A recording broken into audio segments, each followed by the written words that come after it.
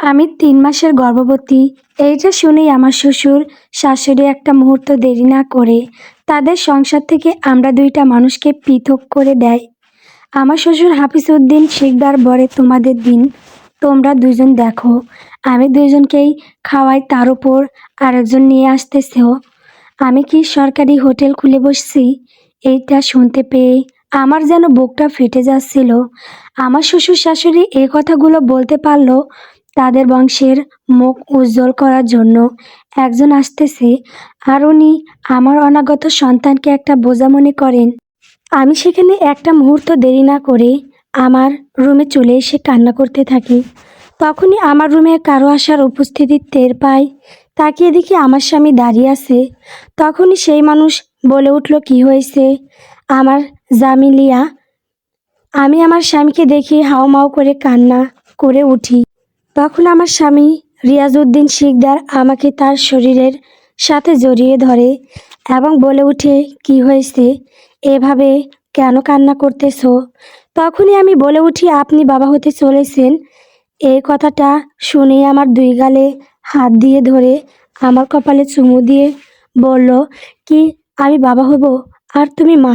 আমাদের একটা ছোট্ট সোনামণি হবে। আমি তার দিকে মাথা তুলে দেখি ওনার চোখে পানি টলমল করতেছে। মানুষটা এই খুশির খবর শুনে কান্না করে দিয়েছে। আমি ওনার চোখের পানি মুছে দিয়ে আবার বললাম, জানেন আজকে আমাদের 2টা মানুষ নতুন জীবন শুরু করতে যাচ্ছি, যেখানে আমাদের দেখার মতো কেউ নেই, না আছে কারো ছায়া। তখনই রিয়াজ বলে উঠল, কি বলতেছো এইসব? আমরা তো আব্বা আম্মার সাথে আছি, আমাদের একটা বিশাল বড় ছায়া আছে। তখনই আমি বলেই দিলাম কিছুক্ষণ আগের কথাগুলো। আমি আজকেই জানতে পারি আমি মা হতে চলেছি। আমি না আজকে খুব বেশি খুশি ছিলাম। এই খবরটা তোমার ছোট বোন রেহনুমার কাছে গিয়ে বলেছি আমি মা আর আপনি বাবা হতে চলেছেন। এই খবরটা শ্বশুর আব্বা আর আম্মা শুনতে পেয়ে আমাকে তাদের কাছে ডেকে নিয়ে যায়। বলে উনি নাকি সরকারি হোটেল খুলে বসে নাই, আমরা 2জন নিজেদের দিন দেখে নিতাম। উনি আমাদের 2জনকে দেখে 3 বেলা খাবার খেতে দেয়, এইটাই তো অনেক। তার উপর আরেকজন, তাই শ্বশুর আব্বা আমাদের আলাদা করে দিয়েছে তাদের সংসার থেকে। এই কথাগুলো বলতে বলতে আমি কান্না করতে করতে রিয়াজকে শক্ত করে জড়িয়ে ধরে আসি। এই কথাগুলো শুনে আমার স্বামী রিয়াজ অবাক হয়ে গেছে। তার আব্বা এই কথাগুলো বলতে পারলো তার অনাগত সন্তানকে নিয়ে। আমি ভুলে গিয়েছিলাম আমার স্বামী যে ঢাকা কাঁচা মালের চালান আনতে গিয়ে ছিল, এইমাত্র এসেছে। আমার এই কথাটা মনে হতেই তাড়াতাড়ি মানুষটার দিকে তাকিয়ে দেখি ক্লান্ত চোখে ঘুম, অথচ আমার তাকে এখন আরাম করতে দেওয়ার কথা। সেখানে এ কথাগুলো শুনিয়ে দিলাম। আমি তাড়াতাড়ি তাকে ছেড়ে দিয়ে দাঁড়িয়ে বললাম, তুমি এত দূর থেকে এসেছো, গোসল করে এসো, আমি তোমাকে খাইতে দিই। আমার স্বামী এ কথাগুলো শুনে যেন আশ্চর্য হয়ে গেছে, কোনো কথা বলে নাই, সোজা গোসল করতে করে এলে পারে চলে যায়। আমি একটা গামছা আর লুঙ্গি নিয়ে তার পিছনে পিছনে যাইতে থাকি। তাকে গোসল করতে বলে আমি খাবার আনতে রান্নাঘরে যাই। তখনই আমার শাশুড়ি খোদেজা খাতুন বলে ওঠে, এ ঘরে কিসের জন্য এসেছো? আমি বলি, আপনার ছেলে আসছে 3 দিন পর, বললো খুব খিদে পেয়েছে, গোসল শেষ করে এসে খাবার খাবে, তাই খাবার নিতে আসছি। শাশুড়ি বলে উঠল, খাবার নেই, শেষ হয়ে গেছে, এখন তুমি যাও। আমি বললাম, আম্মা কি বলেন? সকালে না এতগুলো রান্না করলাম, এখনই শেষ কেমন করে? আমার এই কথা শুনে আমার শাশুড়ি রেগে গিয়ে বলতে শুরু করেছে, তোমার ননাস আসবে এবং আমার নাতি নাতনি আসবে, যে খাবার আছে এতটুকু তাদের লাগবে। আমি আর একটা কথাও বলি নাই, সেখান থেকে চলে আসি নিজের ঘরে। আমি বসে আছি, তখনই রিয়াজ এসে বলতেছে, আমার খুব ক্ষুধা লাগছে, আমারে খাবার দিও। আমি বলে উঠি, খাবার নাই, যা আছে তাদের সেটা লাগবে, আমাদের 2জনের জন্য খাবার নেই। এই কথাটা শুনেই রিয়াজ আমার শাশুড়িকে ডাক দেয়, আম্মা। ও আম্মা। রিয়াজ বলতেছে, আম্মা তোমাদের বৌমা এইসব কি বলতেছে, ঘরে খাবার নাই? শাশুড়ি বলে উঠে, হ্যাঁ খাবার নেই, সবাই খাওয়া দাওয়া করে শেষ হয়ে গেছে, যতটুকু আছে সেটা তোর বড় বোন নূর নেহার আর তার ছেলে মেয়ের জন্য রাখছি। রিয়াজ বলে উঠল, বা খুব সুন্দর কথা বলছো আম্মা। আমি আজকে 3টা দিন পরে বাড়িতে আসছি, এতটা পথ যে আমি সফল করে আসলাম সেটা তোমার চোখে পড়লো না, অথচ তোমার মেয়ে এই একটু পথ আসবে সেটা তোমার চোখে পড়লো, আসতেই তাকে খেতে দিতে হবে। আমার শাশুড়ি রেগে বলে উঠল, তুই কোনো রাজ্য জয় করে আসিস নাই, আর তোর বউয়ের তো আমার মেয়েকে সহ্যই হয় না, সে আসবে শুনেই তো তোদের মাথা ব্যথা শুরু হয়ে যায়। তুই তো এখন বউয়ের গোলাম হয়ে গেছিস। রিয়াজ বলে উঠল, আম্মা ও আমার বড় বোন, আমি যেমন করে আমার বউকে ভালোবাসি ঠিক তোমাদের সবাইকেই ভালোবাসি, সেখানে তফাৎ করার মতো তো কিছু দেখি না। তোমার মেয়ে আস্তে আস্তে বিকেল হয়ে যাবে, আর এইদিকে সবে মাত্র দুপুর। কেউ যদি তার বাড়ি থেকে বের হয় তাহলে সে নির্দিষ্ট সময়ের খাবার খেয়ে তারপরই বাড়ি থেকে বের হয়, আর আমি সারাটা রাত জার্নি করে তারপর বাড়িতে আসছি, অল্প খাবার খেতে চাইছি। তুমি তোমার মেয়ে আসবে বলে খাবার দেখে রেখে দিছো, কিন্তু ছেলের জন্য খাবার নেই, কারণ সে তো তোমার ছেলেই না। আমি তাদের মাঝে দর্শক হিসেবে কথা শুনতেছি আর দেখতেছি। আমি আমার স্বামীর চোখে টলমল পানি দেখতে পারতেছি। আজকে 6টা মাস হলো মানুষটার সাথে আছি, এত শান্তশিষ্ট আর নীরব মানুষ আমি আমার জীবনে দেখি নাই। মানুষটা ক্ষুধা একদম সহ্য করতে পারে না। এই কথাগুলো শুনে আমার শাশুড়ি রেগে একদম ফায়ার হয়ে গেছে। উনি ওনার ছেলের সাথে না পেরে আমাকে বলা শুরু করে, এই সব কিছু এই বান্দির বাচ্চার কাজ। আমার ছেলেরে কালো জাদু করছে, না হলে আমার ছেলে এমন ছিল না। সব দোষ তোর, মুখে যা আসতেছে সেটাই বলতেছে। আমার শাশুড়ি আমাকে তখনই, রিয়াজ আম্মা তুমি তাকে কেন বলতেছো? তোমার মেয়ের কথা যদি তোমার মেয়ের জামাই শুনে তাহলে এর চাইতে ভালো ছেলে আর এই পৃথিবীতে নেই। ঠিক সেই কাজটাই যদি নিজের ছেলের সাথে হয় তাহলে এই ছেলে বউয়ের গোলাম হয়ে যায়। ভালো একটা সংজ্ঞা দিলা তুমি, এখন যাও, আমার খাবার খাইতে হবে না। এইগুলো বলে রিয়াজ বিছানায় শুয়ে পড়ে। আমি প্রথমে যেভাবে দাঁড়িয়েছিলাম ঠিক সেইভাবেই দাঁড়িয়ে আছি, কষ্টে বুকটা ফেটে যাচ্ছে। আমার শাশুড়ি এই কথাগুলো বলতে পারলো। আমার শাশুড়ি রেগে ঘর থেকে যখনই বের হয়ে যায় তখনই অনবরত চোখে দিয়ে পানি পড়া শুরু হয়ে যায়। এইটা দেখার পরই রিয়াজ আমাকে জড়িয়ে ধরে বলে, কি হয়েছে? আমার জামিলিয়ার কান্না করা কি হয়েছে বোকা? আমি আছি না, তোমার কিছুই হবে না। আমি বলে উঠি, আম্মা এই কথাগুলো বলতে পারলো আপনাকে আমার গোলাম বলতেছে, আমি নাকি আপনার উপরে কালো জাদু করছি, এগুলো বলতেছি আর কান্না করতে করতে হেসকে তুলে ফেলছি। রিয়াজ বলে, আরে এগুলো টুকটাক সব সংসারই হয়, এত কান্নাকাটি করতে হবে না। তোমার পিঠে যে আমার ছোট্ট সোনামণি, তার কষ্ট হবে না। এই কথা শুনেই আমার মুখে হাসি ফুটে উঠল। আমি বললাম, যেদিন বিয়ে হলো সেদিন 2টা মানুষ একটা মানুষে পরিণত হয়েছি, কখনো ছেড়ে যাই না। আপনার সাথেই দুনিয়া খুঁজে পাই, না হলে শূন্য শূন্য লাগে। এই কথা বলে আমি তার বুকে মুখ লুকিয়ে ফেলি। সেই মানুষটা শক্ত করে জড়িয়ে ধরে তার বুকে, তারপর বলে, আমি কখনো ছেড়ে যাব না তোমাকে। তুমি একমাত্র মানুষ যে আমার সকল কিছু বুঝতে পারো। আমি তো তোমার মাঝেই দুনিয়া খুঁজে পাই, সেই দুনিয়ারই রাজপুত্র না হয় রাজকন্যা আসতেছে। আরে আমার মতো এত খুশি এ দুনিয়াতে আর কেউ নেই। তুমি আর আমার পরিবার ছাড়া আমার বলতে আর কেউ নেই। তো তুমি আমার হাতটা শক্ত করে ধরে রেখো, আমি এই হাতটা ধরে দুনিয়ার সকল দুঃখ কষ্ট সহ্য করতে পারবো। আমি বলে উঠি, আমি সব সময়ের জন্য আপনার এই হাত শক্ত করে ধরেছি, মৃত্যুর আগ পর্যন্ত ছাড়বো না। উনি শক্ত করে জড়িয়ে ধরে রাখে। আমি তো ওনার বুক পর্যন্ত মাথা ঠেকাতে পারি না, ওনার বুকের নিচে পড়ে থাকি। মানুষটা এতটাই উঁচা। আমি ওনাকে বলে উঠি, আপনি একটু অপেক্ষা করুন, আমি দেখি খাবারের জন্য কিছু ব্যবস্থা করতে পারি নাকি। রিয়াজ বলে, তুমি কি ব্যবস্থা করবা? ঘরে তো কিছুই নেই, আমরা তো এখন আব্বা আম্মা সাথেই খাই, তারা তো এখন আমাদের পৃথক করে দিয়েছে। আমি বলে উঠি, সমস্যা নাই, দাদুর কাছে যাই, তাকে যদি একটু সুপারিশ করি তাহলে একটা ব্যবস্থা হয়ে যাবে। আমি আর একটা মুহূর্ত দেরি না করে দাদুর রুমে চলে যাই, গিয়ে বলি, দাদু তোমার শরীরটা এখন কেমন আছে? দাদু বলে উঠে, কি মতলবে এসেছিস সেটা আগে বল, না হলে তুই তো এভাবে কখনো বলিস না। আমি বলে উঠি, দাদু তুমি এই কথাটা বলতে পারলে, আমি কি খালি সবসময় মতলব নিয়ে তোমার কাছে আসি? আসলে হয়েছে কি দাদু, বলে এত না পেঁচিয়ে বলে ফেলতো কি হয়েছে। না মানে রেখে আমি এইবার সরাসরি বলেই ফেলি যে, দাদু তোমার নাতি আজকে 3 দিন পর আসছে কাঁচামালের চালান থেকে। এখন তার খুব ক্ষুধা লাগছে, কিন্তু ঘরে খাবার রেখেও না করতেছে। দাদু রেগে বলে, কার এত বড় সাহস? আমার নাতি এত কষ্ট করে ঢাকা থেকে আসছে আর বলে কিনা খাবার নেই। বৌমা, ও বৌমা, আমার শাশুড়িকে হঠাৎ করে ডাক দিতেছে দেখে আমি তাড়াতাড়ি দাদুর রুমের দরজার আড়ালে লুকিয়ে পড়ি, কারণ আম্মা যে পরিমাণ রেগে আছে আমাকে এইখানে দেখলে আমার খবর করে ছাড়বে। তখনই আম্মা বলেন, কি হয়েছে, হঠাৎ করে এত রেগে গেলেন কেন? দাদু বলে, রিয়াজউদ্দিন আসছে কি বাড়িতে? শাশুড়ি বলে, হ্যাঁ আম্মা কিছুক্ষণ আগেই আসছে।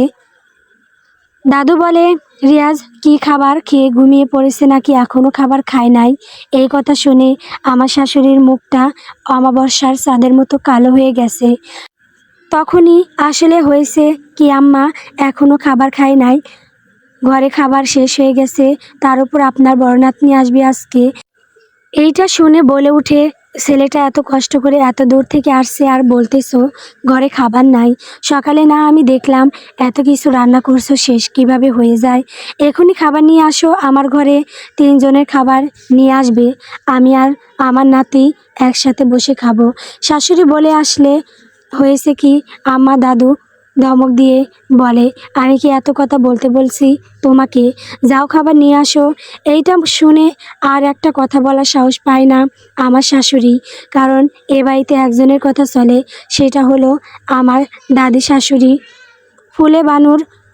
আমি চুপচাপ হাসতেছি। কিছুক্ষণ আগে আমার শাশুড়ি কী কথাগুলো বলছে আমাদের দুজনকে, আর তার শাশুড়ি সামনে এসে একবারে ভিজা বিড়াল হয়ে গেছে। দাদু ডাক দিয়ে বলে, হুসনে আলা সই যা, তোর নাগরের ডাক দে গিয়ে তার আরেক বউ ডাকে তার সাথে খাবার খাওয়ার জন্য। আমি বলে, যাও দাদু, কি বলো, আমার লজ্জা লাগে না? দাদু বলে, আমার লজ্জাবতী রে, যা আগে ডাক দিয়ে আয়। আমি আর দেরি না করে তাকে ডাকার জন্য ঘরে সে দেখি বই পড়তেছে। আমি গিয়ে বলি, তোমার প্রথম বউ তোমাকে ডাকে খাওয়ার জন্য। একটু রাগ দেখিয়ে বলি। তখনই রিয়াজ বলে, কি বলো, আমার প্রথম বউ ডাকে? আমার প্রথম ও শেষ বউ তো তুমি, আমার জামিলিয়া। আমি তার কথা আর চেহারার এক্সপ্রেশন দেখে হু হু করে হেসে উঠি, বলতে শুরু করি, আরে দাদু তোমাকে ডাকতেছে খাবার খাওয়ার জন্য, আর তুমি তো একেবারে চেহারাকে বাংলার প্যাঁচ বানিয়ে ফেলছো। এইটা শুনে রিয়াজ তো রাগে ফায়ার, আমাকে বলতেছে, এইসব কি মজা করার বিষয়? তুমি আমার সাথে কথা বলো না, সহজ কথাটাকে সহজ করে বলতে পারো না যে দাদু তোমাকে খাবার খাওয়ার জন্য ডাকতেছে? খাবারই খাবো না এই রে, এতটা রেগে যাবে আমি বুঝতে পারি নাই। তাই তার গলা জড়িয়ে ধরে বলতে শুরু করি, তুমি না আমার সহজ সরল জামাই, তুমি তো আমার হিরো, রাগ করো না, আমি তো তোমার সাথে মজা করছি, আর এমন করব না। এই যে তোমার মাথায় হাত দিয়ে বলতেছি, সাথে সাথে আমার হাতটা সরিয়ে বলতেছে, তুমি কি আমাকে মারতে চাও? তোমার কথার বিশ্বাস নেই, তুমি যে মজা করবে না সেটা আমি এই এই জমে বিশ্বাস করি না। আমাদের ভেতরে এই কথাগুলো নিয়ে খুনসুটি হচ্ছিল। তখনই দাদি শাশুড়ি ডাক দিয়ে বলে, কিরে হুসনে আরা, তোকে পাঠাইছি আমার নাগরে ধরে আনতে খাবার খাওয়ার জন্য, সেখানে 2জন মিলে প্রেম শুরু করে দিচ্ছিস। প্রেম তো করবি, আজকে 3টা দিন পর আমার নাতি বাড়িতে আসছে, এখনও রাত পড়ে আছে, তখন প্রেম করিস? আগে 2জন খেয়ে নে। দাদুর এমন কথা শুনে তো আমি লজ্জায় একেবারে শেষ। এই বুড়ির মুখে কিছু আটকায় না, যখন সে যেটা মুখে আসে তখন সেটাই বলে ফেলে। অন্যদিকে রিয়াজ তো হাসতে হাসতে বিছানায় শুয়ে পড়ছে। এইটা দেখে আমার আরও বেশি লজ্জা লাগতেছে। আমি বলি, এই যে আমার মনের রাজা এখন আসেন, আপনার জন্য আজকে এতগুলো কথা শুনতে হলো। রাতে আপনার জায়গা নেই ঘরে, বলে দিলাম, দেখব কিভাবে আপনি আমার কাছে আসেন। এইটা বলার পর বেচারা মুখটা দেখার মতো ছিল। আমি মনে মনে হাসতে থাকি। অন্যদিকে তার তো কান্না কান্না ভাব। আমি আর একটা কথা না বলে ঘর থেকে সোজা দাদুর রুমে চলে যাই। আমার যাওয়ার পেছনেই রিয়াজ উপস্থিত হয়। দাদু বলে উঠে, তোরে সে কখন পাঠাইছি আর তুই এখন আসতেছিস? আর এই যে নাগর, তোমার কি একটা মুহূর্ত বউ ছাড়া থাকতে মন চায় না? তখনই রিয়াজ বলে, এই যে আজকে 3টা দিন পর আসলাম, তোমার চোখে পড়ে না বুড়ি? আর বিয়ে করিয়ে দিয়েছো বউকে ছাড়া থাকার জন্য? দাদু বলে, তুমি 3 দিন পর এসে মনে হচ্ছে রাজ্য জয় করে নিয়েছো।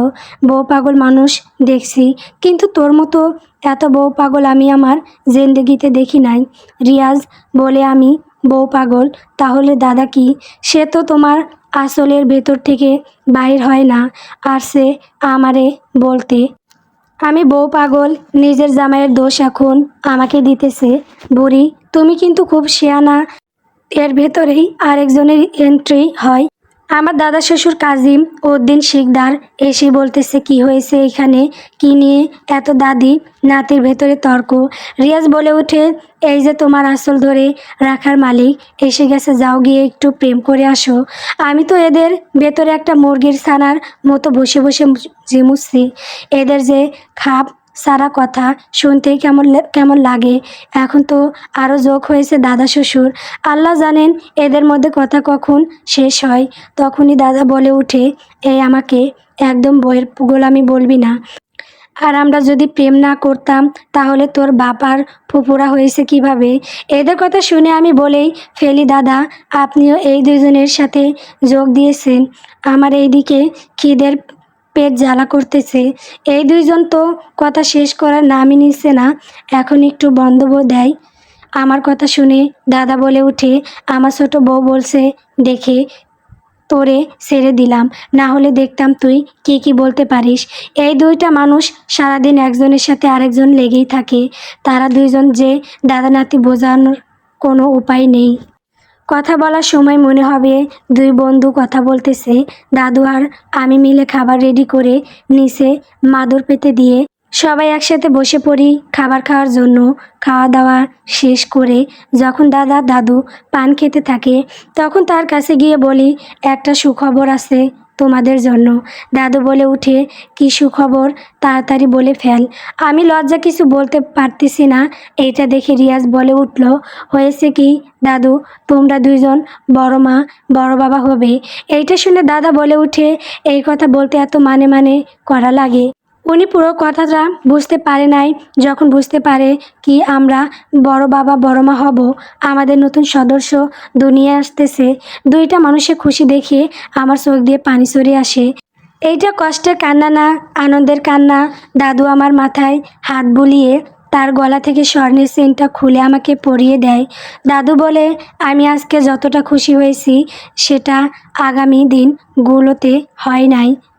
আমার আরেকটা সন্তান দুনিয়াতে আসতেছে, আমি আবার মা ডাকার স্বাদ পাবো। দাদা বলে উঠে, আমিও তো বাবা ডাক শুনতে পাবো। তোরা দুইজন ঘরে যা, গিয়ে আরাম কর। আমরা দুইজন দাদুর কাছ থেকে আমাদের রুমে চলে আসি। রিয়াজ বলে, দেখলে হুসনে আরা, কেউ আমাকে বাবার স্বাদ নেওয়ার অপরাধে তার সংসার থেকে পৃথক করে দিয়েছে, কেউ আবার নিজের চেন খুলে দিয়েছে। একজন মা আরেকজন সন্তান, আসলেই দুনিয়াটা বড়ই অদ্ভুত। আমি তাকে সান্ত্বনা দিয়ে বলি, আল্লাহ যেমন দিয়েছে তেমনি তার জন্য রিজিক দিয়েই পাঠাচ্ছে। আমি তো একটা উসিলা মাত্র, তুমি এত চিন্তা করো না। এইটা বলতেই তার চোখ দিয়ে পানি পড়া শুরু করে। আমি এইটা দেখে অবাক হয়ে তাকিয়ে আছি তার দিকে। এই মানুষটা এত শক্ত হয়েও কান্না করে দিছে। আমার মনে অবস্থা কি সেটা তো আমিই জানি। রিয়াজ বলে, আমার সন্তান দুনিয়াতে আসতেছে, এইটার মতো আনন্দ আর কিছুই নেই। কিন্তু আমি এমন একটা বাবা যে তার সন্তান আসার খবর পাওয়ার পর খাবারের চিন্তা করতে হয়। আমার সন্তান দুনিয়াতে আসতেছে, আমার কোনো কষ্ট নেই। আমার মনে জান্নাতের মধুময় হাওয়া বইছে, কিন্তু কষ্ট হচ্ছে আমার বাবার বলা কথাগুলো নিয়ে। আমার সন্তান এখনও জন্মগ্রহণ করে নাই, সন্তান আসতেছে এইটা শুনেই পৃথক করে দিয়েছে। আমি তাকে বুঝিয়ে তাকে জড়িয়ে ধরে একটা চুমু দিয়ে বলি, এত চিন্তা করতে হবে না, তুমি অনেক পথ পাড়ি দিয়ে আসছো, এখন একটু ঘুমিয়ে পড়ো। এইটা শুনে সে শান্ত হয়ে শুয়ে পড়ে। আমি তার পাশে শুয়ে পড়ি।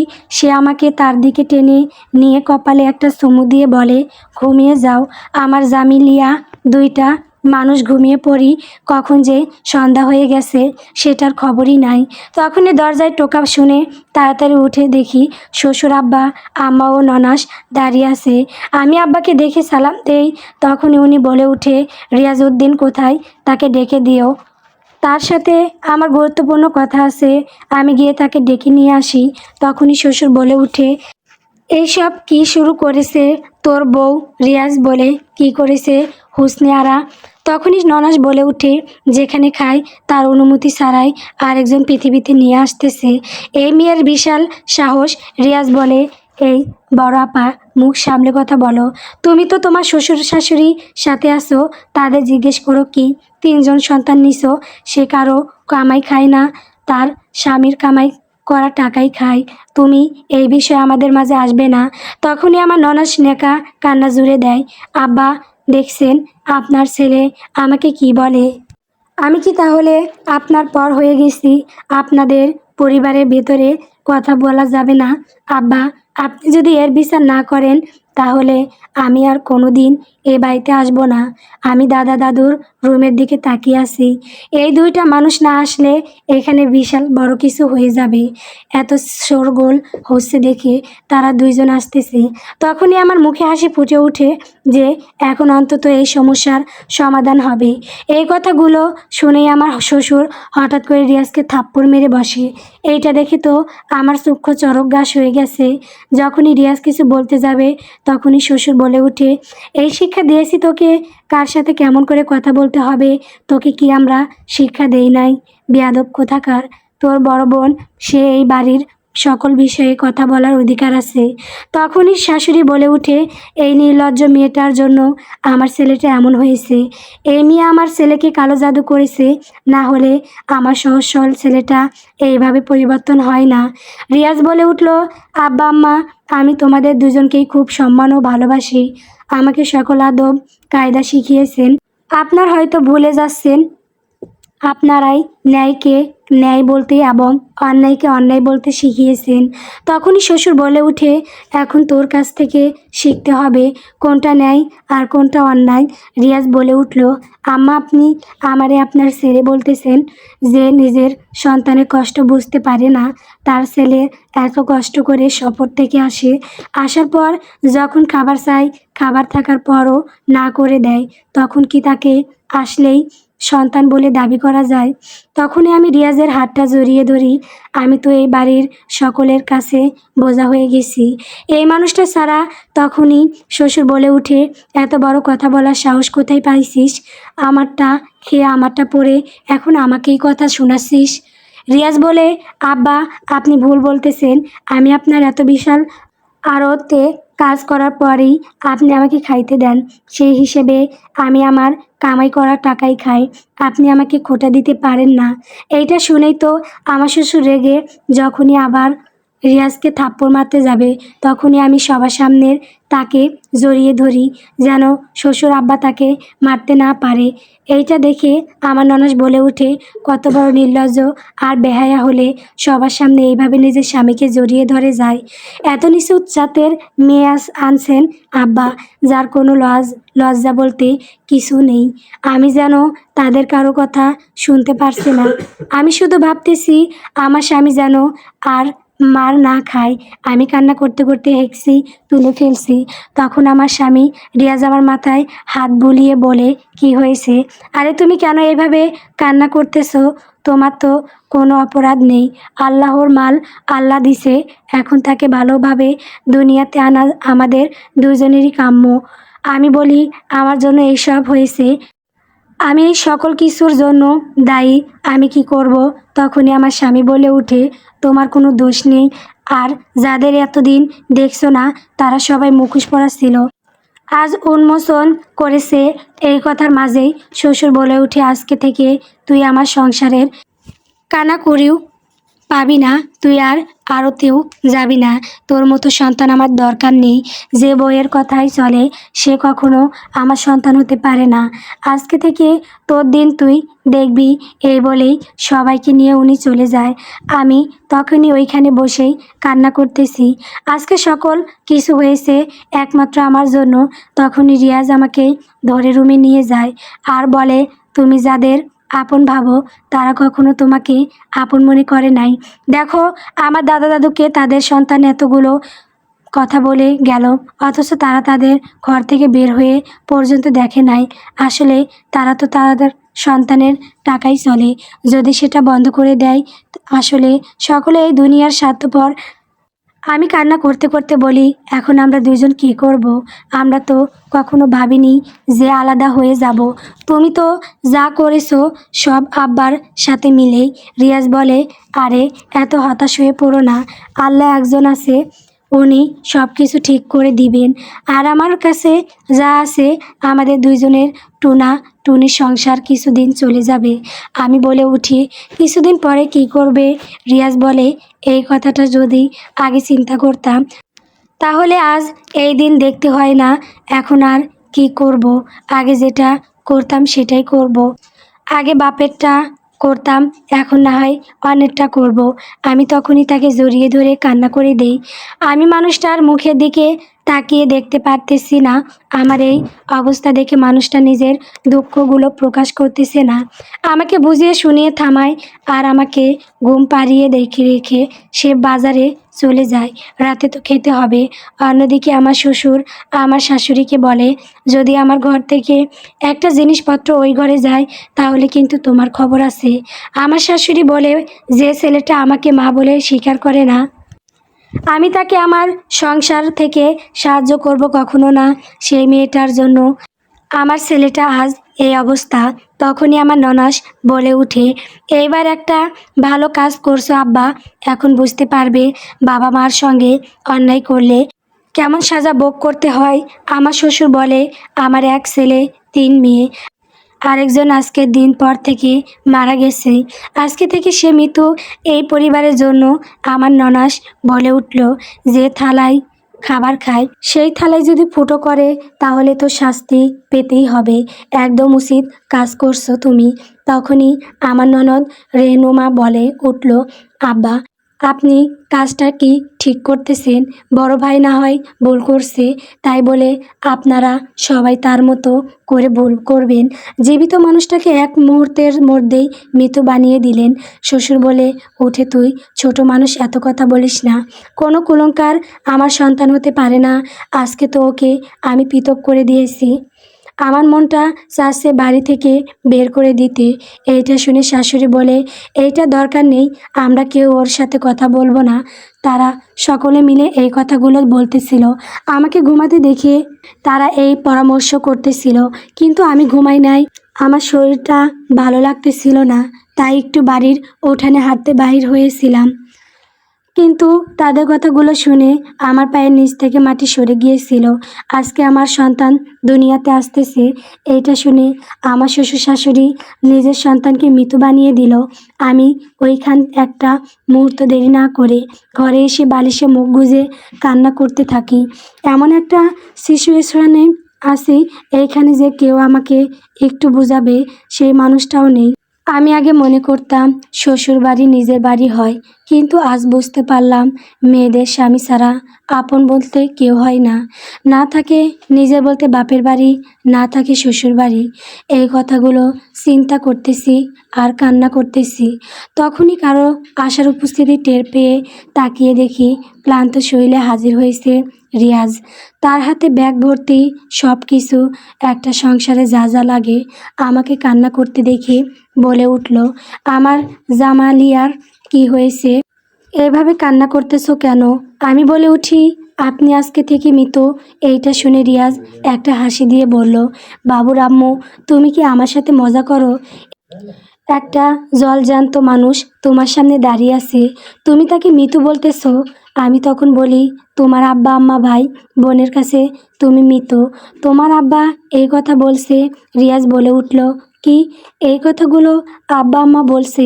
আমি বলে উঠি, হ্যাঁ, আমি নিজের কানে শুনছি যখন তুমি ঘুমিয়ে পড়ার জন্য রেখে গেছো, কিন্তু আমার ঘুম আসছিল না, তাই হাঁটতে বাহির হয়েছিলাম। তখনই আমি তাদের ঘর থেকে এই কথাগুলো শুনতে পাই। আমি তাদের বলা প্রতিটি কথা রিয়াজকে বলি। এইটা শুনে রিয়াজ বলে উঠল, আচ্ছা দুনিয়া কি আমার প্রতি এতই অভিমান করে আছে? জীবিত অবস্থায় মৃত্যু বলে ঘোষণা করে দিয়েছে।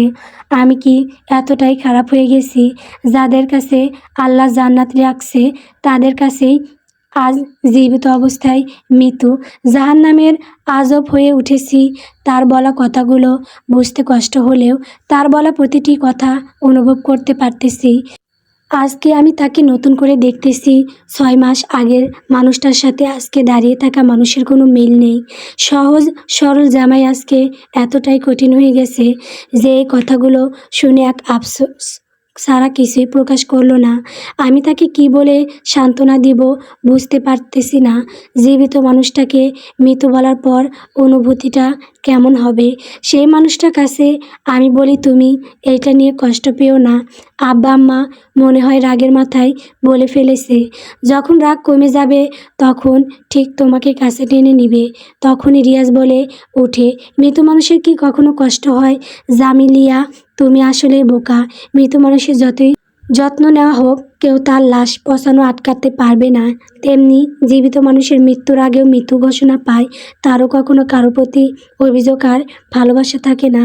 আমি কান্না করে দিই, মানুষটা এতটা কষ্ট নিয়েও কিভাবে ঠিক আছে? আমি হলে তো এতক্ষণে শেষ হয়ে যেতাম। আমি তাকে জড়িয়ে ধরে মুখটা তার বুকে গুজে দিলাম। আমি বলি, আব্বা আম্মা এত নিষ্ঠুর হতে পারে? নিজের সন্তানকে জীবিত অবস্থায় মৃত বলতে পারে? রিয়াজ বলে উঠল, ঘুষ ছাড়া চাকরি হয় না, সুদ ছাড়া টাকা ধার হয় না, স্বার্থ ছাড়া মা বাবাও সন্তান লালন পালন করে না। যেখানে দুনিয়া স্বার্থের কাছে বিকৃত, সেখানে সম্পর্কের দোহাই দেওয়া বড়ই অদ্ভুত বোকামি। এইটা বলেই রিয়াজ অদ্ভুতভাবে হাসতে থাকে। আমি তার বলা কথাগুলো শুনে কি উত্তর দিব বুঝতে পারতেছি না। তার বলা কথাগুলো নিয়ে চিন্তা করতেছিলাম। তখনই রিয়াজ বলে উঠে, তোমাকে কে বলছে এতটা আপসেট হয়ে পড়তে? তুমি এটা নিয়ে দুঃখ প্রকাশ করতেছো? আরে বোকা মেয়ে, তোমার বাবা মা আমার কাছে তোমাকে আমানত হিসেবে দিয়েছে। আমি সেই আমানতের খেয়ামত কিভাবে করি? এইটা শুনে আমি যেন আরও আবেগী হয়ে পড়ি। কান্না করে বলতে শুরু করি, আমি আল্লাহর কাছে যেমন চেয়েছিলাম তার থেকে হাজার হাজার গুণ বেশি আমাকে দিয়েছে। আমি এত বড় একটা নিয়ামত পাওয়ার মানুষ না, তবে আল্লাহ যখন দিয়েছে আমি সেই নিয়ামত সারাটা জীবন ধরে রাখবো। আমি যখন এই কথাগুলো তাকে বলি তখন সে বলে, এখন হয়েছে, অনেক ক্ষুধা লাগছে, রাত তো আর কম হলো না, যাও গিয়ে রান্না বসাও। আমি বলি, কথাই রান্না করব? আমাদের তো আজকে পৃথক করে দিয়েছে, আমাদের তো রান্নাঘর নেই। রিয়াজ বলে, বাড়িতে এখনও 2টা রান্নাঘর, একটা দাদুর আরেকটা আম্মার। তারা যখন সুযোগ দিবে না, তুমি বরং দাদুরটাতেই রান্না করো গিয়ে। আমি বলি, তোমার সাথে আমি রাগ করেছি? তুমি যাওয়ার সময় আমাকে আমার জিনিসটা দিয়ে যাও নাই। এইটা শুনে রিয়াজ মুচকি হাসি দিয়ে আমার 2 গাল চেপে ধরে আমার কপালে একটা চুমু দিয়ে বলল, এবার তো আমার জামিলিয়া খুশি। আমি একটা হাসি দিয়ে মাথা নাড়াই। আমি আর তার সাথে কথা না বলে সোজা দাদুর রান্নাঘরে চলে যাই। রিয়াজের আনা ডেক, পাতিল, কড়াই সব কিছু নিয়ে বসে পড়ি। আমি বাজারে ব্যাগটা হাতে নিয়ে দেখি চাল ডাল ডিম মুরগির গোস্ত ইত্যাদি সব কিছু নিয়েই আসছে। আমি এত বাজার দেখে আশ্চর্য হয়ে গেছি, তার কাছে টাকা নাই, এত বাজার কে আনতে বলেছে? তখনই দাদু বলে, সতীন, আমাদের 2জনকে মাফ করে দিস। আমার পুত্র ও পুত্রবধূ তোদের এতগুলো কথা বলছে, কিন্তু আমরা 2টা মানুষ কিছুই বলতে পারিনি। আমি বললাম, দাদু, তোমাদের প্রতি আমাদের 2জনের কোনো অভিযোগ নেই। দাদাকে দেখি দাদুর পিছনে দাঁড়িয়ে আছে। আমি দাদাকে দেখে হাসতে থাকি। তখনই দাদা বলে উঠে, এই সেরি, হাসতেছিস কেন? আমি বলে উঠি, দাদা, তোমার নাতি ঠিক কথাই বলে, তুমি কখনো দাদির আসলের নিচ থেকে বাহির হও না। এইটা শুনে দাদু হাসতে থাকে আর দাদা তার হাতের লাঠি দেখিয়ে আমাকে বলে, এইটা দেখছিস বেয়াদ্দপ মেয়ে, এইটা নিয়ে সবসময় মজা করতে হয়, তোরা তো জানিসই। এইটা শুনে তো আমি আর দাদু হাসতে হাসতে মাটিতে গড়াগড়ি খাওয়ার অবস্থা। আমার উপর দিয়ে আজকে সারাটা দিন এত কিছু গেল, সেটা যেন ভুলেই গেছি দুইটা মানুষকে পেয়ে। আমি যেদিন প্রথম এই বাড়িতে আসি সেদিন দাদু বলেছিল, নাতবউ তুই জিতেছিস। আজকে সে কথাটা যেন বারবার আমার কানে ভেসে উঠতেছে। আমি দাদুকে আমার শ্বশুর শাশুড়ির বলা প্রতিটি কথা বলি। বলার সাথে সাথে দাদু রান্না ঘর থেকে একটা লাকড়ি নিয়ে আমার শ্বশুরকে ডাকতে থাকে। দাদু বলে, হাফিজ, এই হাফিজ, কোথায় তুই? তখনই আমার শ্বশুর তাদের ঘর থেকে বেরিয়ে আসে। শ্বশুর বলে, আম্মা কি হয়েছে, এভাবে ডাকতেছেন কেন? দাদু বলে, কি বলেছিস রিয়াজকে? এটা শুনে আমার শ্বশুর একটা কথা বলতেছে না। তখনই দাদা বলে উঠল, এবারে কি তোর নামে নাকি আমার নামে? শ্বশুর বলে, আব্বা হঠাৎ এই কথা আর বলতেছেন কেন? এ বাড়ি তো আপনার নামেই। দাদা বলে, তাহলে তুই বাড়ি থেকে বের করে দেওয়ার কে? আমি ঠিক করব এ বাড়িতে কে থাকবে কে যাবে। আমার নাতিকে তুই কি বলেছিস? তখনই আমার শ্বশুর বলে, আব্বা আমি তো কিছুই বলি নাই। এই কথা শুনে দাদা বলে, তুই তাকে এই বাড়ি থেকে বের করে দিবি বলতেছিস? শুনলাম। এই কথা শুনে তো আমার শ্বশুর শাশুড়ি ননাস ননদ আমার দিকে তাকিয়ে আছে। আমি মাথা নিচু করে চুপচাপ বসে আছি। তখনই শ্বশুর বলে উঠল, আব্বা আসলে হয়েছে কি? আমি তখন রাগের মাথায় এইগুলো বলে ফেলেছিলাম। আমার ননাসের মধ্যে বলে উঠে, দাদা তুমি এই কথাগুলো কার কাছ থেকে শুনছো? যার কাছ থেকেই শুনো, তাই বলে তুমি আব্বার সাথে এইভাবে কথা বলবে? তখনই দাদু বলল, এই নূর নেহার, তুই চুপ থাক। বাবা ছেলের মাঝে তুই কথা বলতেছিস কেন? তখনই রিয়াজ এসে হাজির হয়। কি হয়েছে এখানে, এভাবে এত আওয়াজ কিসের? তখনই শাশুড়ি বলে উঠল, এই যে লাট সাহেব এসেছে, যার জন্য আজকে তার বাপকে অপমান হতে হয়। এর মতো সন্তান থাকার চেয়ে মরে যাওয়া অনেক ভালো। এই শুনে রিয়াজ হাসতে হাসতে বলল, কে বলছে আমি জীবিত? আমি তো আমার আত্মা মানুষের কাছে মৃত, যার শরীর দুনিয়ার বুকে চলাফেরা করতেছে, দুনিয়ার বুকে চলাফেরা করতেছে। এই কথা শুনে দাদু বাদে তাদের সবার মুখখানা একেবারে অমাবস্যার চাঁদ মতো হয়ে গেছে। তখনই দাদা বলে, তুমি কেমন মা, নিজের সন্তানের মৃত্যু কামনা করো? তখন সবার মাঝে নীরবতা ছেয়ে গেছে। কারণ কি বলবে তারা, তাদের কি সেই মুখ আছে? দাদু বলে উঠে, এই বাড়িতেই আমার নাতি ও নাত বউ থাকবে।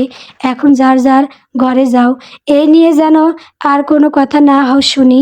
এই বলে সবাইকে বিদায় করে দাদু তাদের ঘরে চলে যায়। আমি চিন্তা করলাম, আমি শুধু বাড়ি থেকে বের করে দিবে এই শুনেছি। যদি মিতু বলেছে এইটা বলতাম, তাহলে তো আজকে শ্বশুর শাশুড়ির খবর ছিল। রিয়াজ বলে উঠল, রান্না কত দূর? এত সময় যদি লাগে তাহলে তো না খেয়ে মরতে হবে। আরে আমি তো ভুলেই গিয়েছিলাম, আমি তো মৃত মানুষ। রিয়াজের বলা শেষ কথাটা যেন বুকে গিয়ে আঘাত করেছে। মানুষটা এই কথাটা একেবারে মনে গিয়ে লেগেছে। আমি যদি নিজের ভেতরে এটা রাখতাম তাহলে এত কিছু হতো না। রিয়াজ ঠিকই বলে, আমি আসলেই বোকা।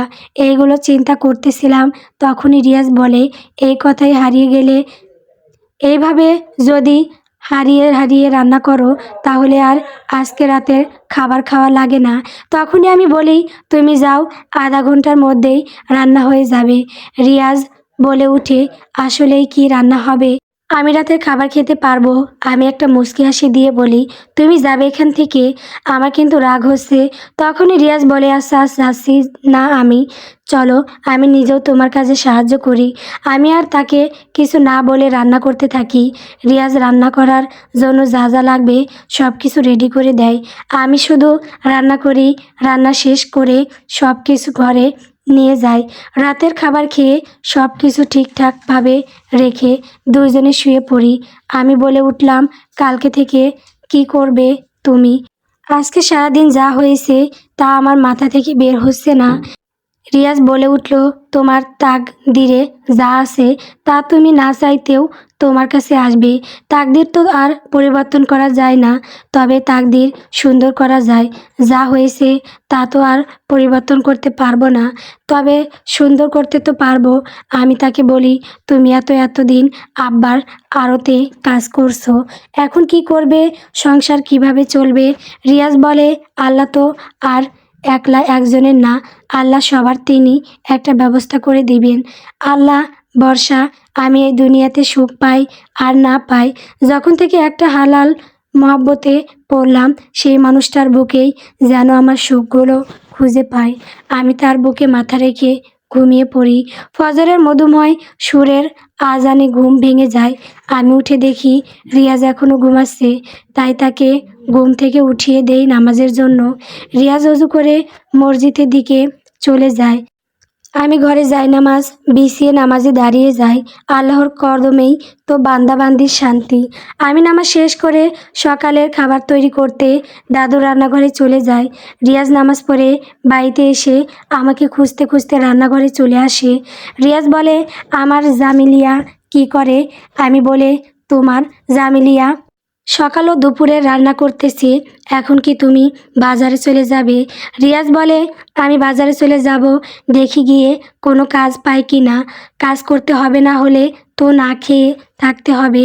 আমি আর কিছু বলি নাই তাকে। তার অবস্থান আমি বুঝতে পারছি।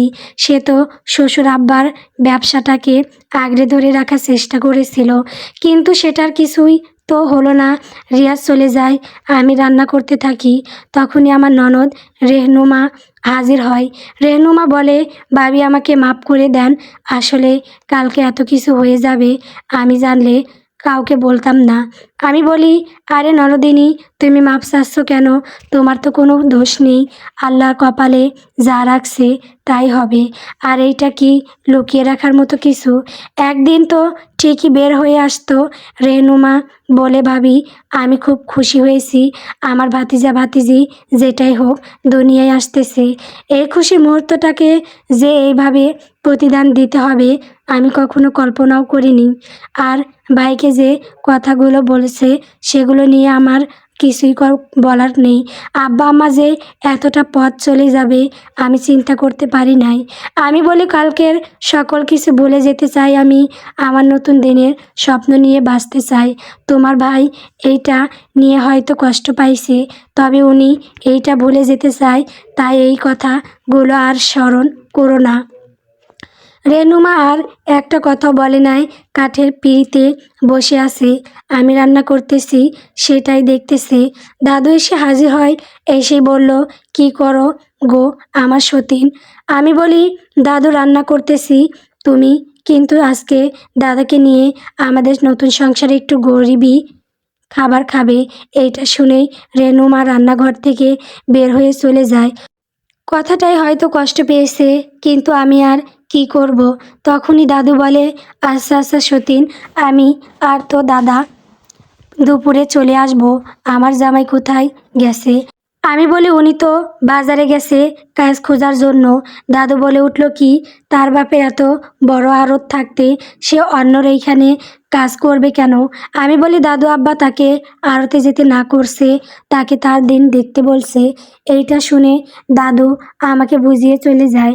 আমি রান্না করার দিকে মনোযোগ দিই। আমি রান্নাঘরে রান্না করতেছি, তখনই আমার শাশুড়ির আওয়াজ শুনতে পাই।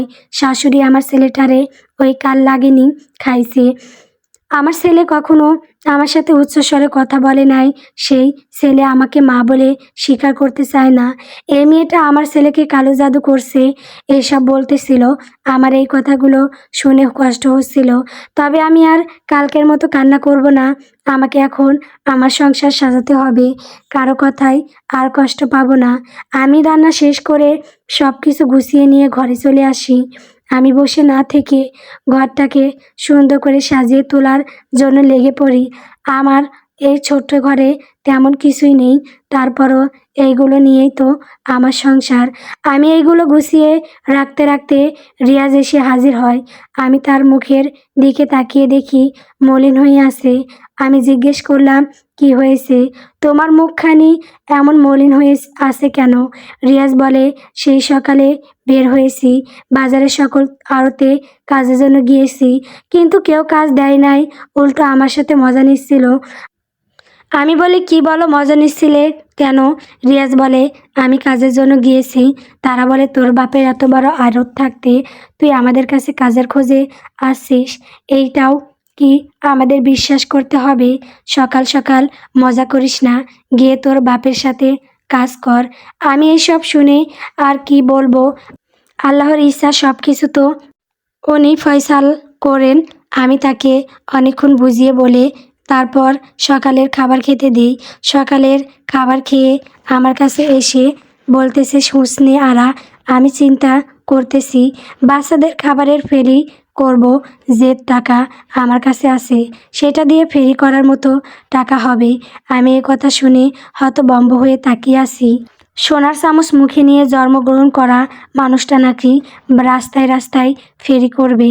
আমি তাকে বলি, কী সব যাতা বলছো, তুমি ফেরি করতে যাবে কেন? মান ইজ্জত কিছু থাকবে? আব্বা জীবনে তোমাকে এই কাজ করতে দিবে?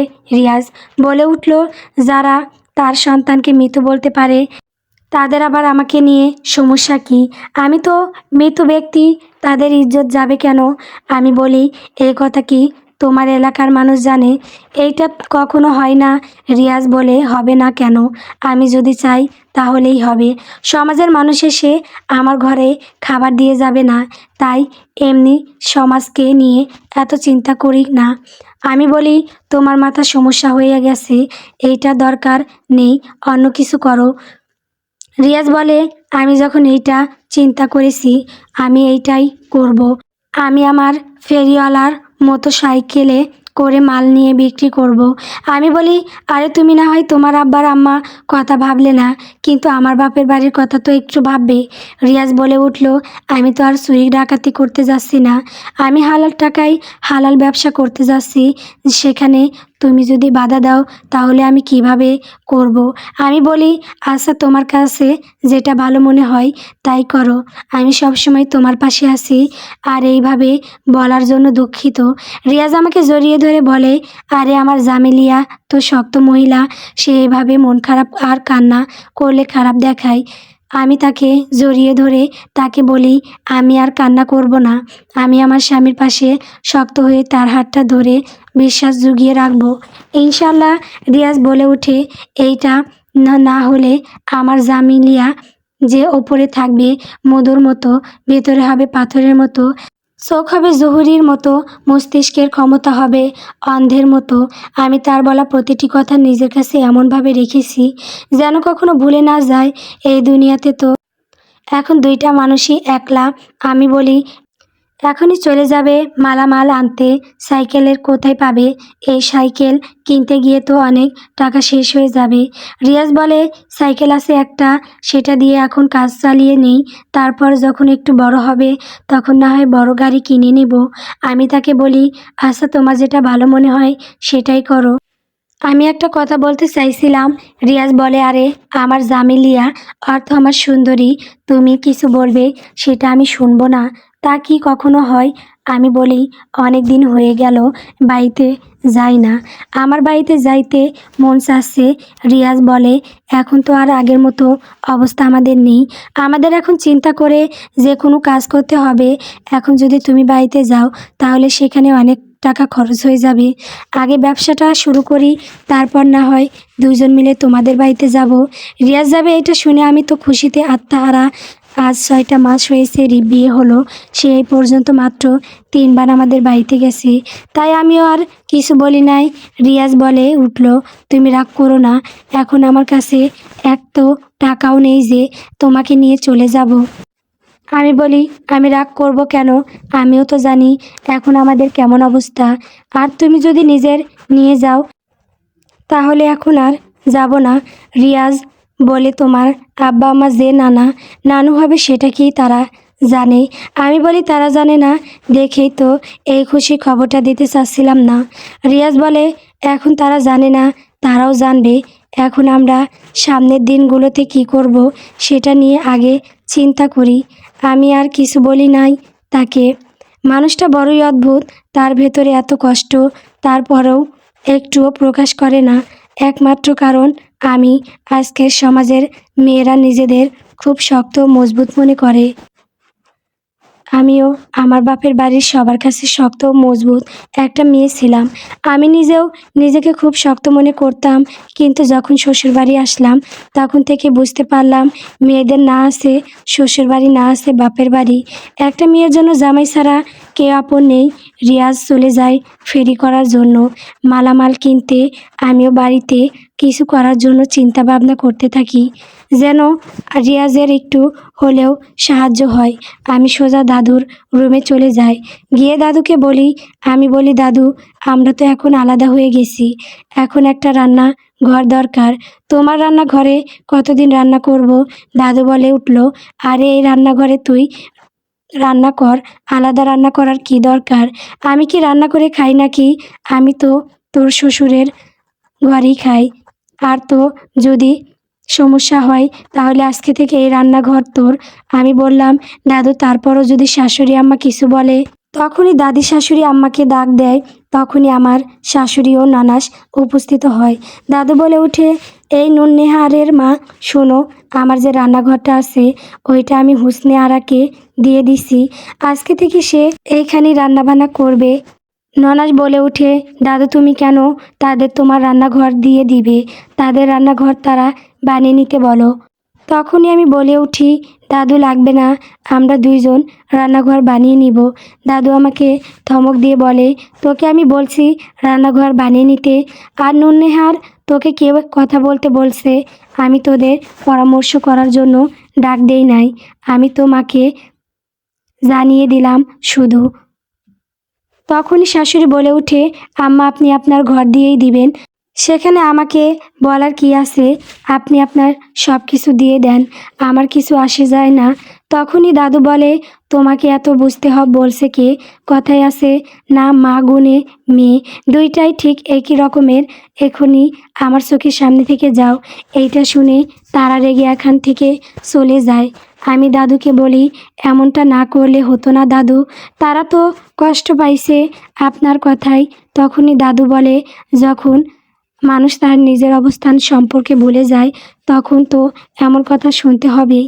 আর আরেকটা মেয়ে আছে যাকে বিয়ে দিয়ে শ্বশুরবাড়ি না দিয়ে তার জামাইসহ ঘর জামাই রেখে দিলেই হতো। সপ্তাহ শেষ হয় না চলে আসে। আমি দাদুর দিকে তাকিয়ে আছি, তার নাতনি, অথচ এই কথা বলতেছে।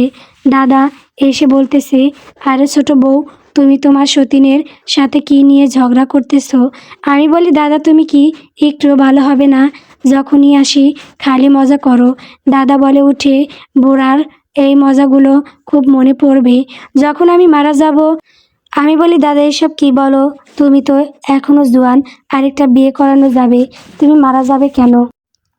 দাদা বলে, ছোট বউ, সান্ত্বনা দিয়ে লাভ নেই, আমি বুড়ো হয়ে গেছি, কখন জানি মালাকুল মাউত এসে দরজার করা নাড়ে, বলা তো যায় না। আমি বলি, দাদা, তুমি এসব অলক্ষী কথাবার্তা বলবে না। এই বাড়িতে তুমি আর দাদু ছাড়া আমার কে আছে? তখনই দাদু বলে, এ বাড়িতে আমি আর তো দাদা ছাড়া যদি কেউ না থাকে তাহলে রাতে গিয়ে সেই অন্য বেড়ার সাথে শুয়ে থাকো কেন? আমি বলি, দাদু, তোমার মুখে কি কিছু আটকায় না? যখন যেটা মন চায় তখন সেইটাই বলে ফেলো। দাদু বলে, সত্যি কথা বলেই তো দোষ। আমি আর একটা মুহূর্ত সেখানে না দাঁড়িয়ে তাড়াতাড়ি ঘরে চলে আসি।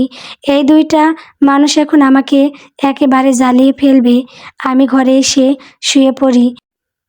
এখন তো আর কোনো কাজ নেই, তাই ঘুমিয়ে পড়ি।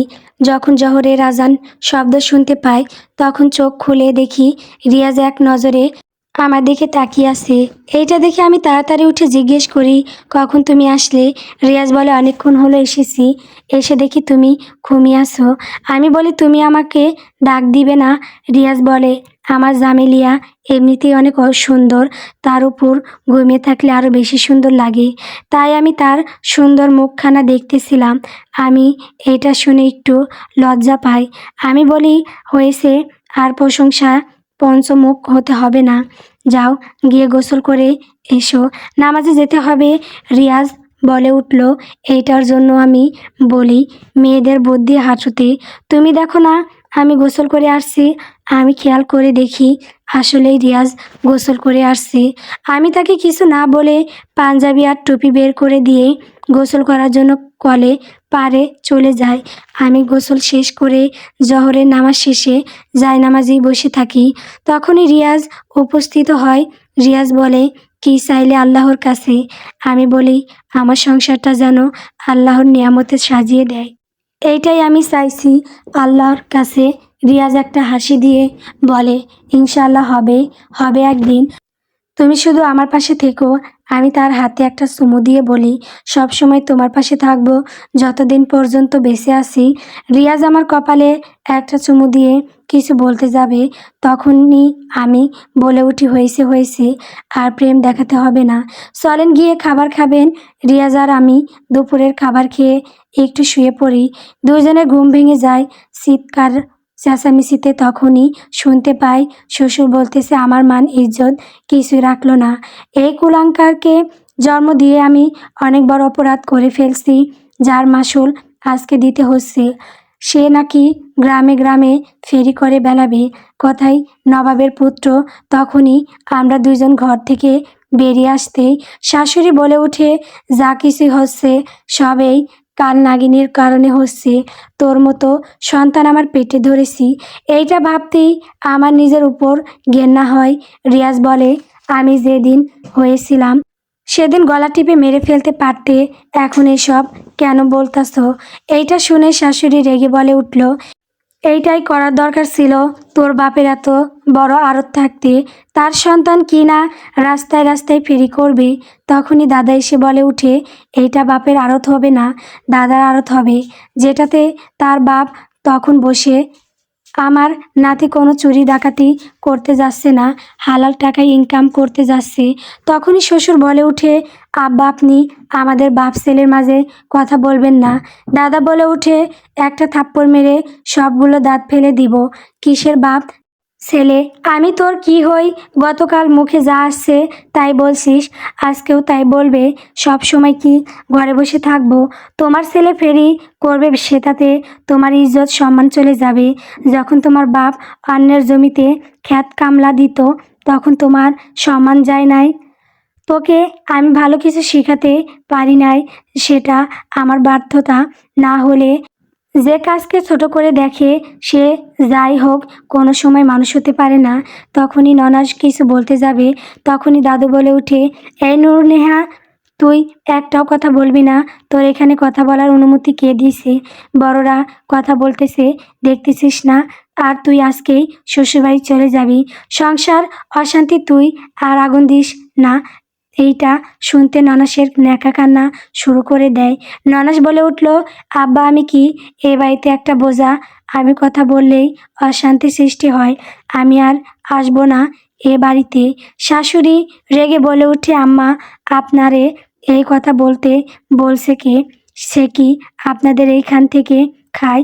আমার মেয়ে তার বাপের টাকাই খায়।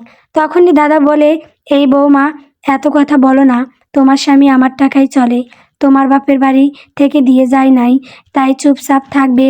শ্বশুর বলে উঠে, এ নন্নেহারের মা, চুপ থাকো, এত বেশি বুঝো কেন? তখনই রিয়াজ বলে উঠল, আমাকে নিয়ে এত সমস্যা, আমি এই বাড়িতে থাকবো না। আমি চাই না আমার জন্য কারো সম্মান চলে যাক। এই হুসনে আরা ঘরে গিয়ে সব কিছু গুছিয়ে নিও, আমরা এই বাড়িতে আর থাকবো না।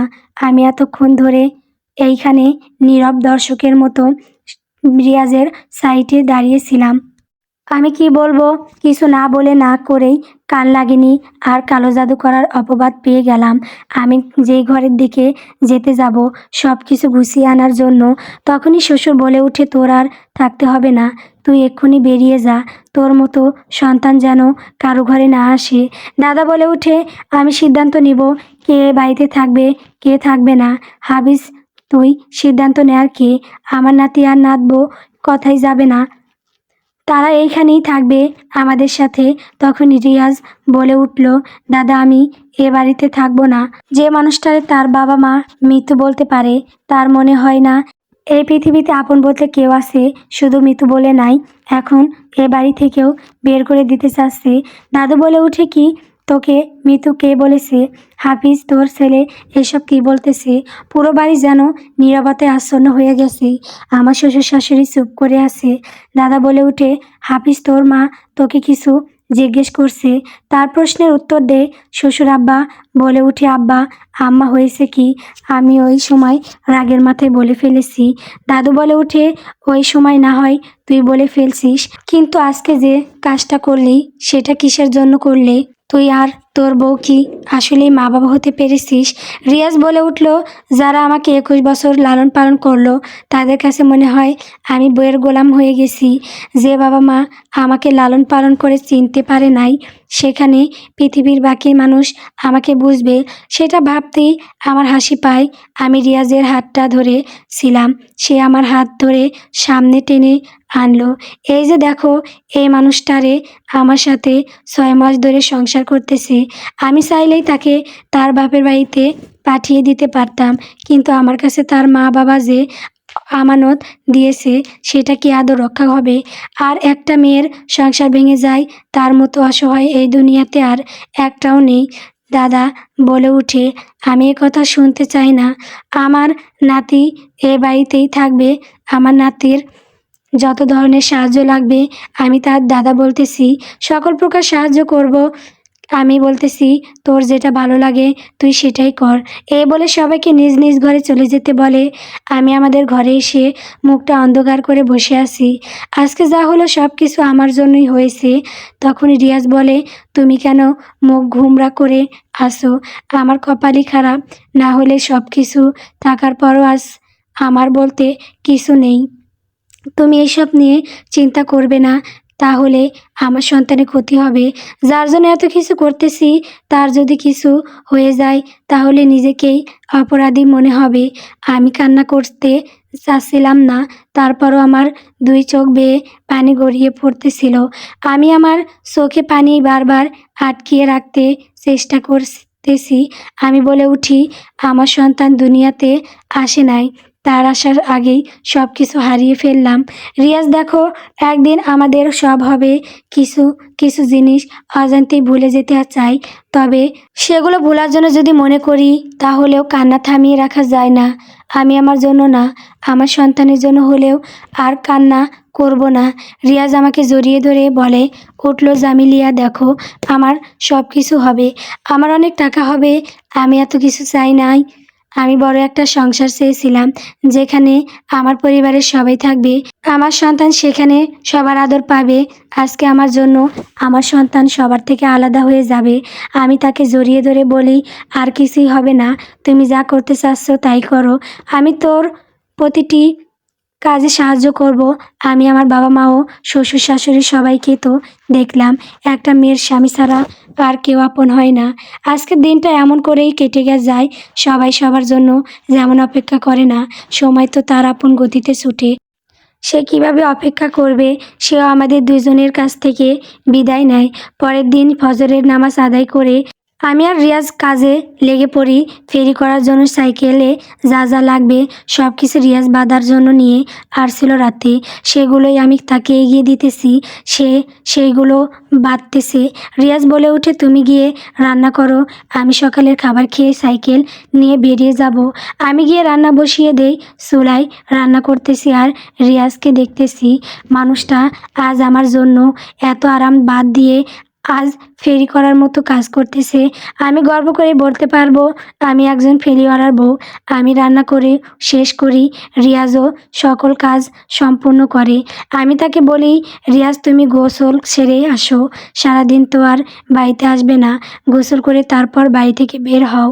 রিয়াজ বলে, আমি গোসল করে আসি, তুমি খাবার বেড়ে রাখো, আমি আসতেছি, দুইজন একসাথে খেয়ে নিব।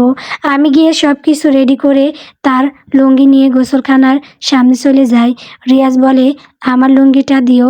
আমি তার হাতে লুঙ্গি দিয়ে বলি, তুমি লুঙ্গি রেখে দাও, আমি পরে ধুয়ে দিব নে। সকাল থেকে কাজ করতেছো, কিছুই তো খাওনি। রিয়াজ বলে উঠল, আমি ধুয়ে নিতে পারবো, তোমার এত কাজ করতে হবে না। আজ সকাল থেকে তুমিও কাজ কম করো নাই। আমি তার এই কথা শুনে হাসতে থাকি। রিয়াজ বলে উঠে, তুমি হাসতেছো কেন?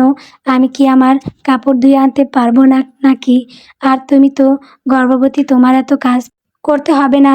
আমি বলে উঠি, এই লুঙ্গি ধুয়ে দেওয়াটা এত ভারী কাজ না।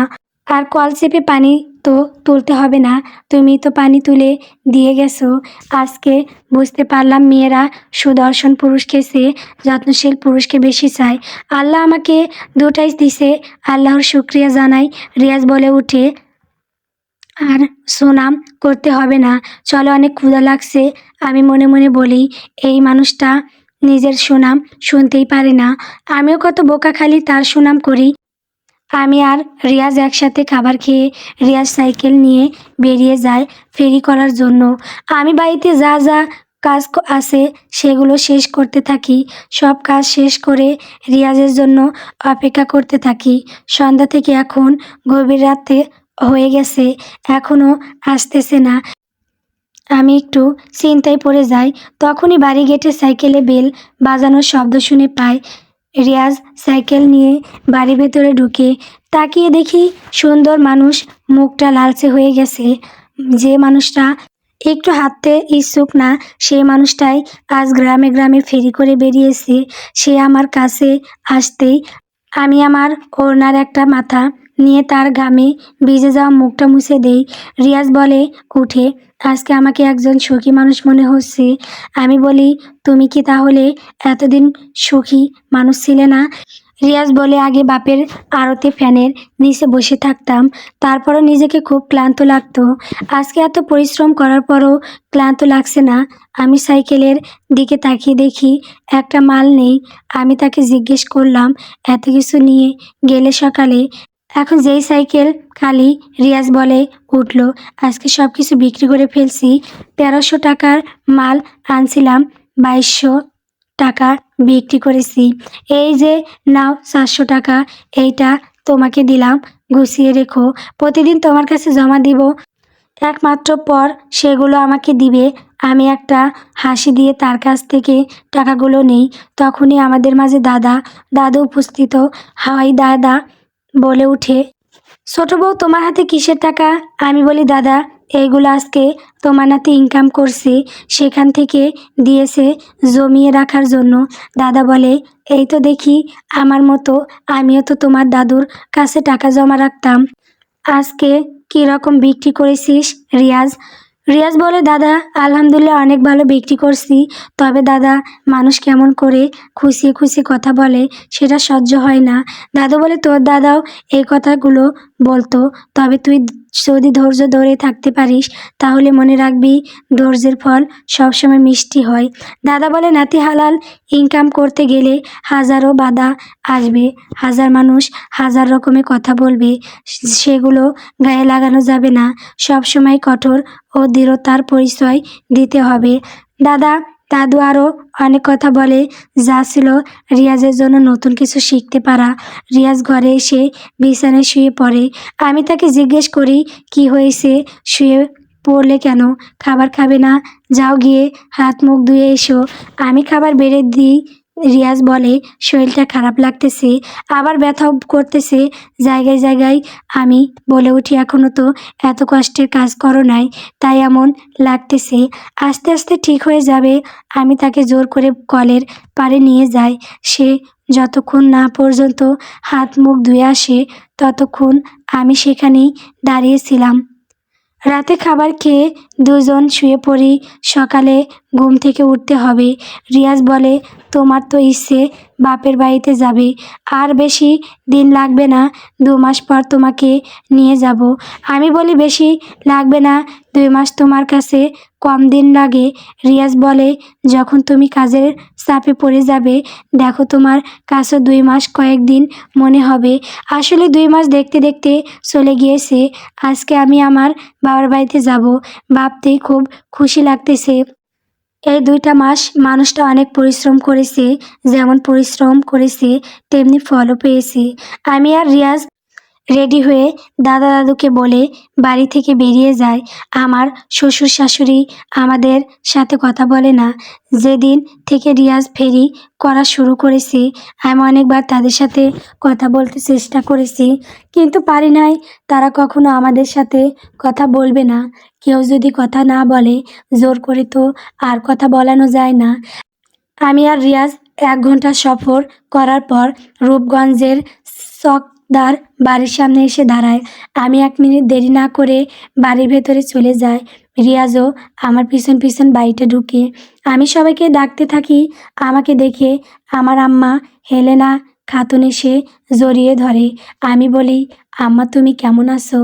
আম্মা বলে উঠে, আমি খুব ভালো আছি মা, তুই কেমন আছিস? আমি বলি, আম্মা আমিও ভালো আছি। তোমাদের জন্য একটা সুখবর আছে। আমি যখনই কথা বলতে যাব, তখনই আমার আব্বা জালাল উদ্দিন চকদার বলে উঠে, কোনো ফেরিওয়ালা আমার মেয়ের জামাই হতে পারে না। এ বাড়িতে কোনো ফেরিওয়ালার জায়গায় নেই।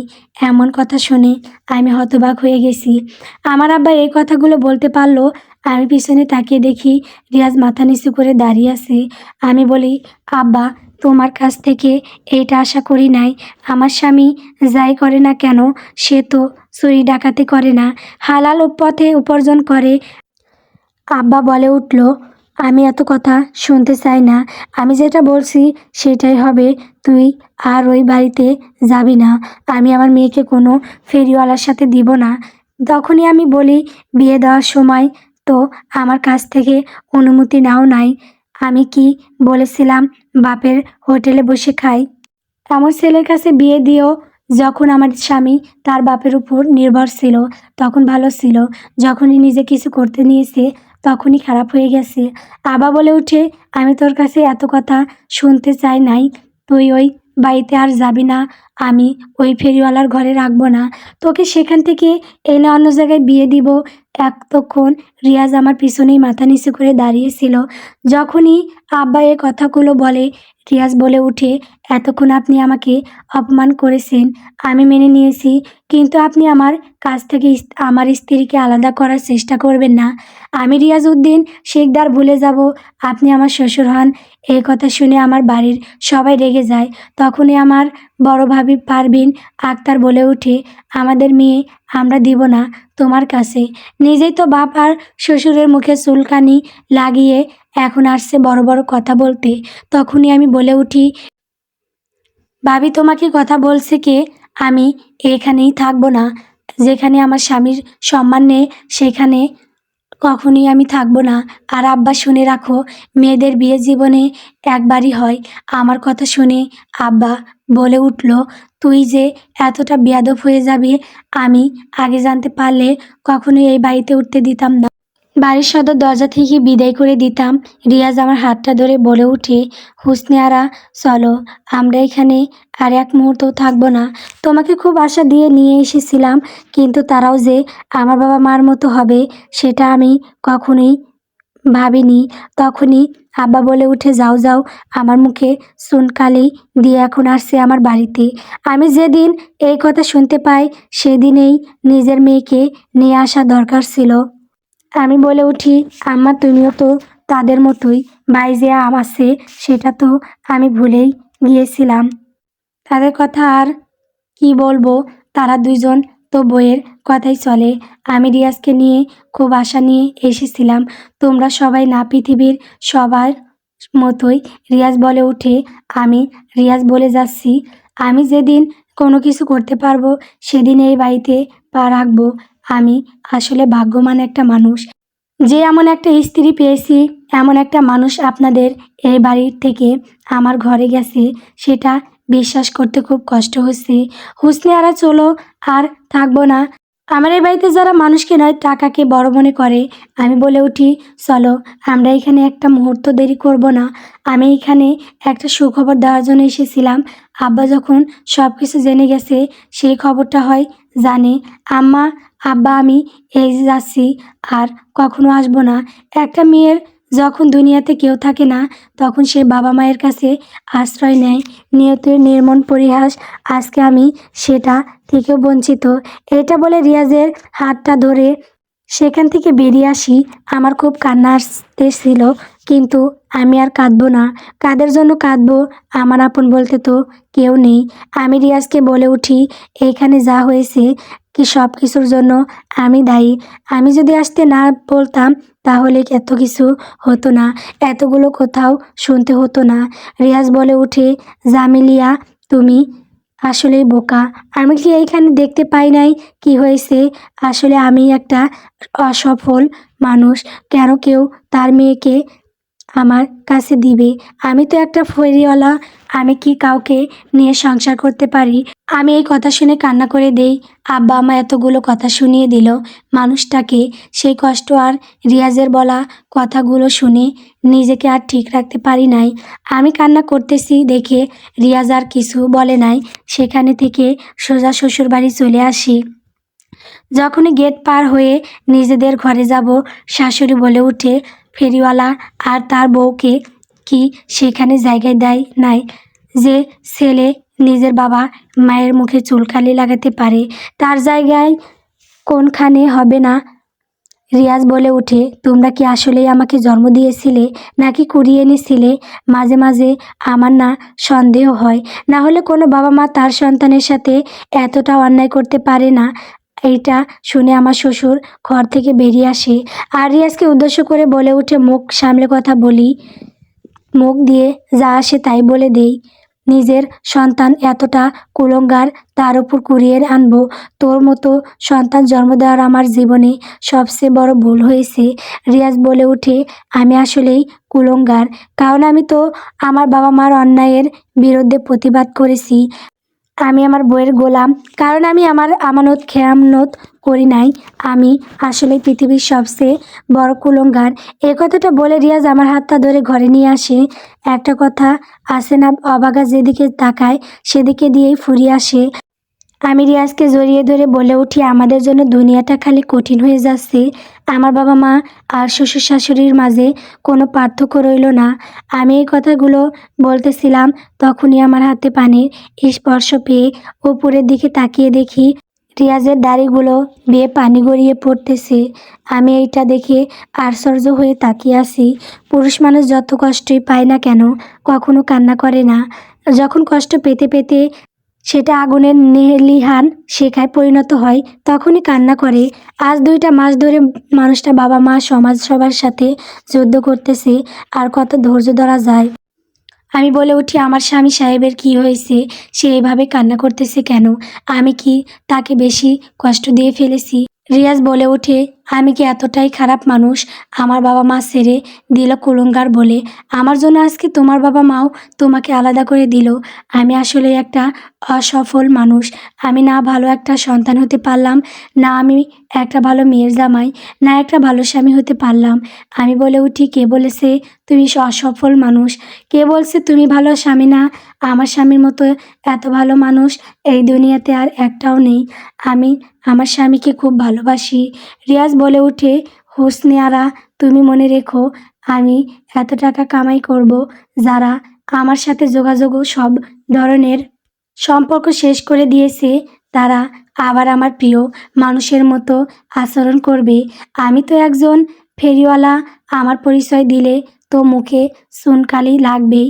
আমি মানুষটার মুখের দিকে তাকিয়ে আছি। মানুষটা এতটা কঠিন হয়ে যাবে আমি কখনো বুঝতে পারি নাই। আমি বলে উঠি, আমরাও কি তাদের মতোই হয়ে যাব? রিয়াজ বলে উঠল, সময় বলতে গল্প, মায়ের সংসার। গল্পটি কেমন হয়েছে কমেন্ট করে বলবেন। আমার চ্যানেলে নতুন নতুন গল্প পেতে সবাই আমার চ্যানেলটিকে সাবস্ক্রাইব করবেন, পাশে থাকবেন।